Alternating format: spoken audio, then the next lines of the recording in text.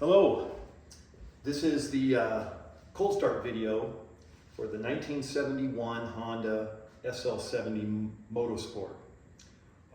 It's the 5th of November. It's about 68 degrees in the shop. The bike hasn't been started. It's about 68 degrees on the head and the pipe. So this thing's cold. This thing's pretty zesty, the engine.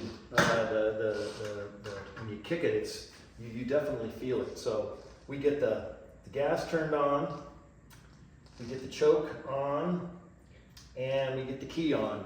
The key's got 3 positions. It's got off, on, and then headlight. So make sure our kill switch is on.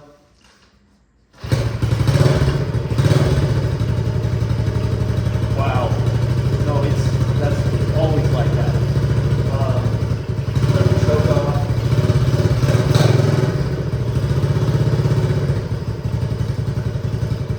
We'll let this thing